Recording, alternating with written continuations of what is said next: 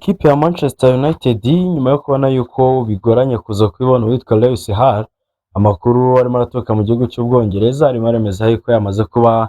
ifata umwanzuro wo kuba yasura kuri uyu Miles Lewis Skelly wa ekipe ya Arsenal, ndetse ngo biteguye kuza kuba bakora igishoboka icyo ari cyo cyose ngo arebe ko baza kuba babona uno musore w'imyaka 19, cyane ko amakuru yaherukaga yari arimo agenda yemeza yuko ekipe ya Arsenal ngo yaba yari yifuje miliyoni 60 z'amayero muri uno musore. Se bimeze bite, bihagaze bite, ni update ari none kuri no nkuru, ibyo byose nibyo ngira ngo tuganireho turebe ngo byifashe bite. Gusa mbere ya byose reka mbanze nshimire cyane abantu mwese mwamaze kanda subscribe hano kuri Game Sport Hub,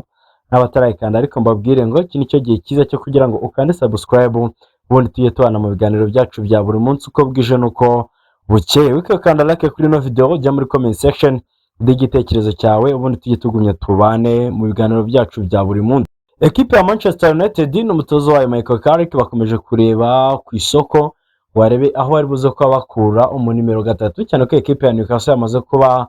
ibahakanira ikabakurira inzira ku murima ku bigendanye n'uwitwa Lewis Hall. Nkuko twagiye tubigarukaho mu minsi yose yagiye itambuka, nababwiraga yuko ekipe ya Manchester United cyase mwahoze munabyumva cyane ko ekipe ya Manchester United irimo irifuza umunimero 3, ndetse mbere inomero ikatugitangira bifuje cyane Lewis Hall wa Newcastle, batangira no kuba bagerageza gukora ibishoboka ibyo ari byose ngo ko baza kuba bamubona. Kugera ku munsi w'ejo nibwo nari nababwiye yuko noneho ekipe ya Manchester United yamaze kuba yerekeza amaso yayo mu gihugu cy'Ubutaliyani ku mudefenseur w'ino ekipe ya Bologna na Colombia bita Lukumi. Gusa amakuru arimo aturuka mu gihugu cy'Ubwongereza mu bitangazamakuru bitandukanye nka Football Rwanda ndetse na Team Talk barimo baratubwira ko noneho imbere mu y'ibiganiro byabaye hagati ya Michael Carrick ndetse na Sporting Director n'uyu nguyu Sir Jim Ratcliffe kavukire, ngo basanze nibyo ekipe ya Manchester United ikeneye umukinnyi ugomba kuza gukina nka nimero 3, ndetse bakaba bemeza ko bamukeneye mu gihe cya vuba kugira ngo baze kuba bafasha uno mutozo wabo kuza kuba yitegura. Ariko nanone ekipe ya Manchester United barebye bagasanga uwitwa Lukumi uvuye muri ekipe nka Bologna, bagatekereza akavuga turi umukinnyi ntabwo yaba ari kuri calibre yacu. Ikindi na experience ya Premier League, si umukinnyi w'igitangaza, si umukinnyi uvuye wenda muri ekipe ikomeye tukavuga ngo yari ekipe n'ubundi yahanganiraga ibikombe, tukavuga ngo yari ekipe n'ubundi y'igitutu. Kuvuga rero ngo umukinnyi uvuye muri ekipe ntoya nka Bologna akaba ari umukinnyi utari n'igitangaza mu buryo wenda bwo kwirahira, nk'uko bavuga hari ukuntu nyine ekipe ntoya ifite umukinnyi w'igitangaza, cyase nyine ukabona ekipe ifite umukinnyi udasanzwe nubwo bwose aba ari ekipe ntoya. Aho rero niho ino ekipe ya Manchester United barimo bahera bakavuga ngo dukwiye kuba dushaka undi option, cyase dukwiye kuba dushaka indi target twaza kuba twerekezaho amaso. Basanze rero uwitwa Miles Lewis Skelly ari umwe mu mazina meza akwiriye anabone.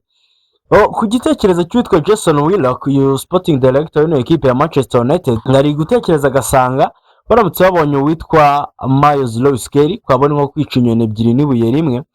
Mbere na mbere baranza bakavuga ngo ni umukinnyi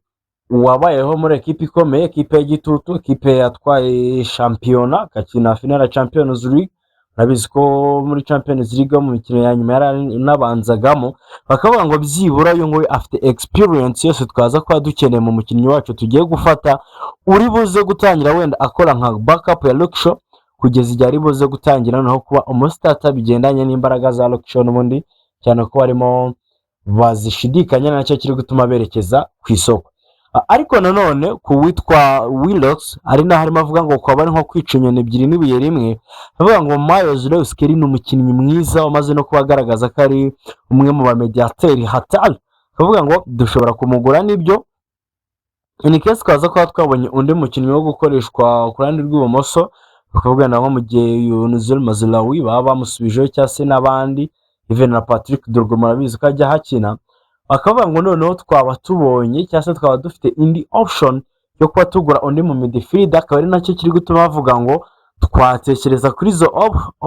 offer zose tukaba twahitamo kureka kuba twasinyisha undi mukinnyi mu mediateur, ahubwo tukavuga ngo dufashe Lewis Skelly uzajya gukina ibumoso niba ngombwa akaba yanakina mo hagati. Ariko nanone igitangazamakuru bita Team Talk ndetse na Game Sport bimaze kuba biduha update igendanye noneho na kote irimo iraturuka muri ekipe ya Arsenal.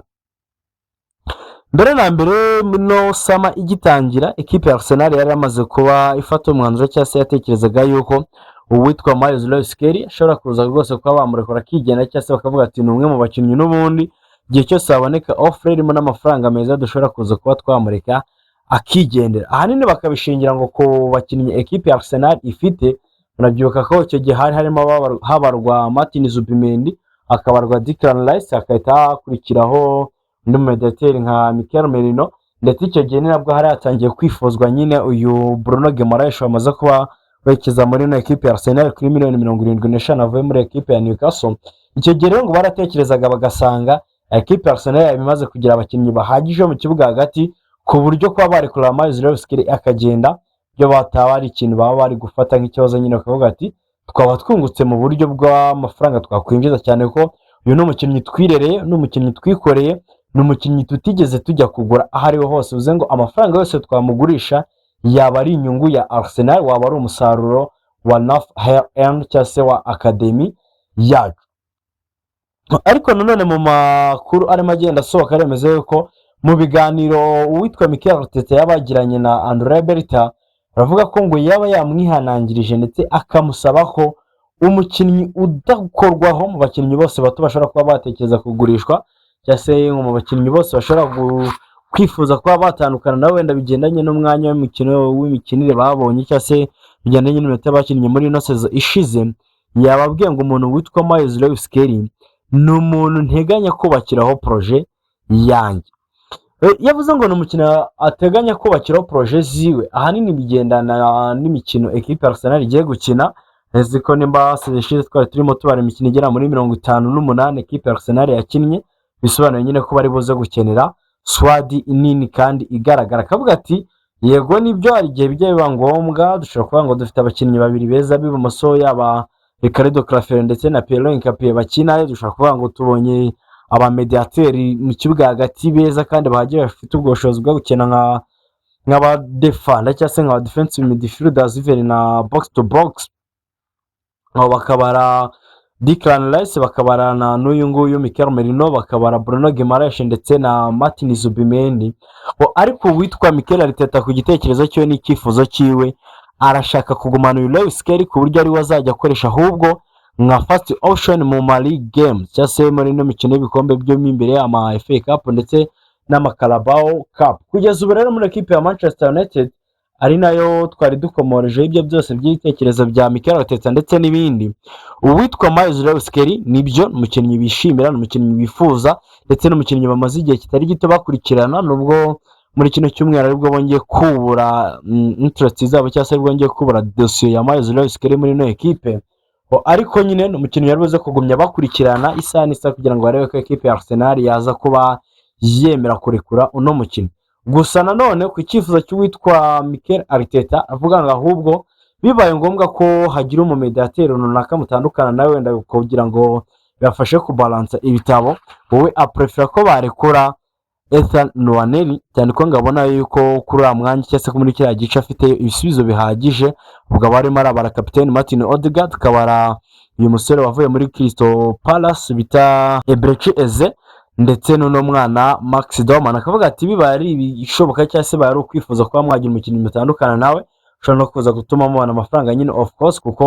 bavuga ati nubwo Lewis Kelly zaba ari $60 uko byagenda kose ntabwo habura umuntu ugwa $50 mu musore nka Ethan Nwaneri. Akavuga ati rero nimba ari ukugira ngo mushake umukinnyi mugurisha wenda mu buryo bwo kubalansa ibitabo cyangwa se mu buryo buri financial, nimba ari ikintu kiri gutuma nyine mwifuza gutandukana n'umukinnyi ari ibibazo byo muri finance, mwaza kugurisha Ethan Nwaneri. Ndetse hari abandi bakinnyi muzi bamaze igihe kuri liste, abarimo Reece Nelson, Fabio Vieira, Gabriel Jesus, Cristiano Gado yamaze no kuba agenda, ndetse n'andi mazina agiye atandukanye mu bo ekipe ya Arsenal yifuza gutandukana nabo. Reka dutegereze turebe rero nimba Manchester United iri buze kuvana iki cyifuzo cyayo mu nyandiko cyangwa se no mu bitekerezo, ikaba yatangira gukontakta ekipe ya Arsenal bakajya mu biganiro biri official. Turebe ese ibyo biganiro binutse bibaye hakorwa iki, Arsenal yabyitwaramo gute, ibyo byose ndetse n'ibindi nibyo turi buze kugenda tugumya dukurikirana hano kuri YouTube channel yacu. Niyo mpamvu ngushishikariza gukanda subscribe nimba utari wayikanda, nkakubwira ngo